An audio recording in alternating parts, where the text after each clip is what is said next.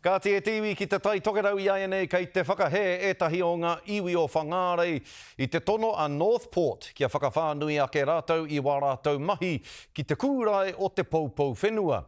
Kei roto i te tono a Northport, o rātou hiahia kia whakaroa ake i te wahapū me te waihanga whenua hou. Hioi, hei tā ngā iwi, ka raru a tō rātou pātaka kai.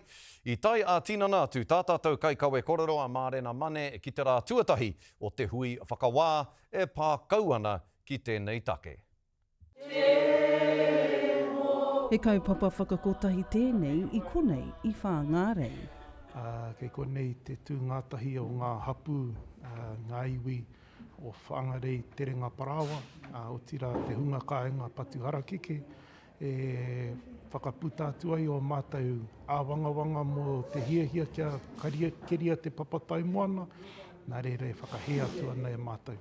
Timata hia ai ngā huihuinga whakaitanga rawa tai au ki Takahi Waimarae, a ko Northport tērā e tono whakaitanga ki te whakawhānui ake i tō rātou mahinga tauranga, e ai ki te māngai o ngā iwi o te takiwā a Aprehama Edwards, ka raru pea ko tō rātou pātaka kai. O te moana hoki he tupuna i ai ki a mātou, ko aroa e tūkino te ana, ko aroa e keri ana te papatai, nā ko ki te mātou i roto i ngā tau, i roto hoki ngā hakatupuranga, i te ngaro ngā haeretanga o ngā koiora o te moana. I whakahaeretia ngā huihuinga putanua i te marama o Oketopa ki te taiwhanga o Seminoff, i konei i Takahi Waimarae, ka kaha te whakahe.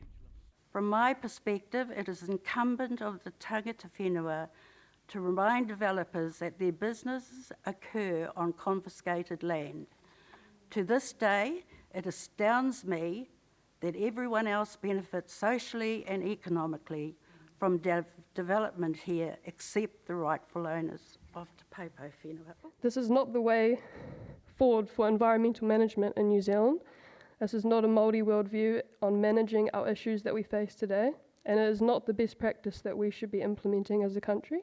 Ka tuku karere mai a Northport ki au i te rānei me te ki atu, ka kore rātou e tuku kōrero kia mitu rāno ngā huihuinga whakaitanga.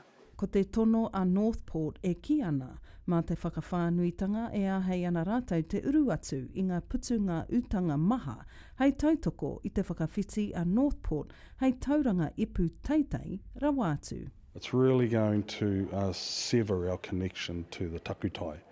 That's one of the key issues for me personally. Ahakoa e haere tonu ana ngā whakawātanga e korera e mōhio, hei āhea te whakataunga whakamutunga, ka puta. Mārena Mane, te karere.